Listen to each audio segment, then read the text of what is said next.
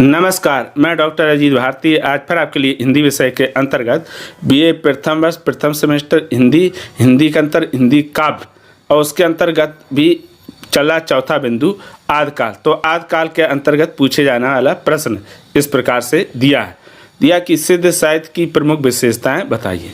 यानी जो सिद्ध साहित्य है उसकी प्रमुख विशेषताएं आपको बतानी है। तो सिद्ध साहित्य की प्रमुख विशेषताएं इस प्रकार हैं। तो चलो फिर देखते हैं। दिया पहला बिंदु अपभ्रंश भाषा का प्रयोग। सिद्ध साहित्य अर्धमागधी अपभ्रंश भाषा में लिखा गया है। यह भाषा हिंदी और अपभ्रंश का मिला जुला रूप है। यानी जो सिद्ध साहित्य लिखा गया वो किस में लिखा गया? अपभ्रंश भाषा में। और ये क्या है? हिंदी का ही एक स्वरूप है और ये इसे कहा गया हिंदी भाषा और अपभ्रंश का मिला जुला रूप है। कौन? ये अर्धमागधी अपभ्रंश भाषा। फिर दूसरा इसमें दिया हुआ है तंत्र साधना पर बल। यानी सिद्धों ने अपने साहित्य में तंत्र साधना पर अधिक बल दिया है। इसमें शिव शक्ति के युगल रूप की उपासना की जाती है। यानी इस युग के जो धार्मिक मुनि थे या फिर जो कवि थे उन्होंने किस पर बल दिया है? तंत्र साधना पर अधिक बल दिया है ना। और ये कैसे थे? शैव थे, शिव को ज़्यादा मानते थे। फिर आता है बिंदु नंबर तीसरा दिया कि जात पात का विरोध। इस समय के कवियों ने अपने साहित्य में जात प्रथा का घोर विरोध किया। ये जात पात के समर्थक नहीं थे। यानी जो सिद्ध साहित्य थे इन्होंने किसी भी प्रकार से जात पात का में कोई भेदभाव नहीं मानते थे। इन्होंने जात पात का विरोध किया है। फिर चौथा बिंदु बाहरी दिखावा का विरोध। सिद्ध रूढ़ियों शास्त्रों और बाहरी दिखावा का विरोध करते। यानी जो सिद्ध कवि हैं ये बाहरी दिखावा को महत्व नहीं देते हैं। जो पारंपरिक ऐसी रूढ़ियाँ जो समाज के लिए हानिकारक है उनको भी महत्व नहीं देते। उन शास्त्रों को भी ये महत्व नहीं देते हैं जो इन्हें लगता है कि समाज के लिए उपयोगी नहीं है।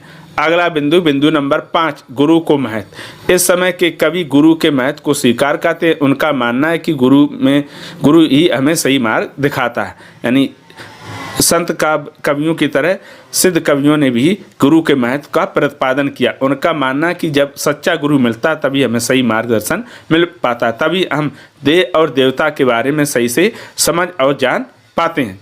अगला बिंदु नंबर 6 दिया है रहस्यवादी भावना। सिद्धों ने अपने साहित्य में रहस्यवादी भावना के साथ साथ योग साधना पर भी बल दिया।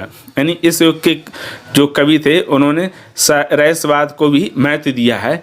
तो जो बाद के कवियों में रहस्यवाद दिखाई देती मुझे लगता कि उसका बीज यहीं से उन्हें मिला था। बिंदु नंबर 7 काम शास्त्र का समावेश। सिद्धों की साधना को गुहा साधना कहा गया है जिसके बहाने उसमें काम शास्त्र का समावेश किया गया। कहने का मतलब ये कि जो सिद्ध साहित्य इन्होंने योग साधना को करने के लिए महिलाओं का उपयोग करना सही उचित माना, या यूँ कहे इन्होंने साधना की आड़ में नारी का उपयोग किया। इस तरह से ये काम शास्त्र का समावेश होता है ना। काम शास्त्र का एक तरह से होता है ये संभोग करना यानी सेक्स करना। बिंदु नंबर 8 देवताओं के प्रति अनास्था। इन्होंने वैदिक देवताओं के प्रति अपनी अनास्था व्यक्त की है। वैदिक देवताओं का अर्थ है जो वैदिक काल में देवता थे उनके प्रति अनास्था व्यक्त की। अनास्था का अर्थ है ये देवी देवताओं वैदिक काल के देवी देवताओं को नहीं मानते हैं। फिर बिंदु नंबर आता है 9 चमत्कार प्रदर्शन। इनके साहित्य में चमत्कार प्रदर्शन की भावना रही है। यानी इन्होंने अपने साहित्य के माध्यम से समाज में चमत्कार करने का प्रयास किया है। बिंदु नंबर 10 प्रतीकों का प्रयोग। सिद्धों ने अपनी बात को सीधे सीधे ना कहकर प्रतीकों का प्रयोग किया है।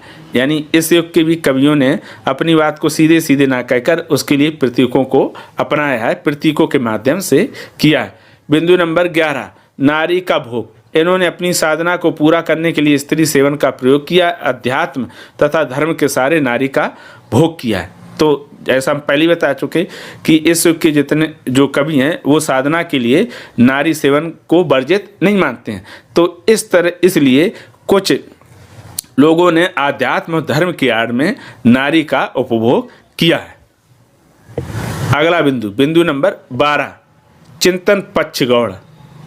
तो सिद्ध साहित्य में शास्त्रीय चिंतन पक्ष गौड़ है, साधना पर अधिक बल दिया गया। अब गौड़ का मतलब क्या होता है? गौड़ का मतलब अर्थ होता है कम महत्वपूर्ण।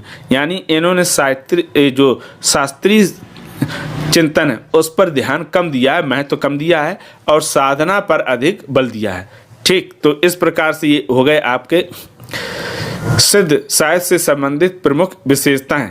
और इससे पहले भी हमने 3 वीडियो इससे ही संबंधित बनाई हैं, इसके डिस्क्रिप्शन बॉक्स में उसकी लिंक मिल जाएगी। अगर उसके पश्चात भी सिद्ध साहित्य से संबंधित किसी प्रकार का कोई प्रश्न हो तो कमेंट करके हमें अवश्य बताइएगा। तो फिर आज के लिए इतना ही, अब हम फिर मिलेंगे किसी नए विषय के साथ, तब तक के लिए धन्यवाद।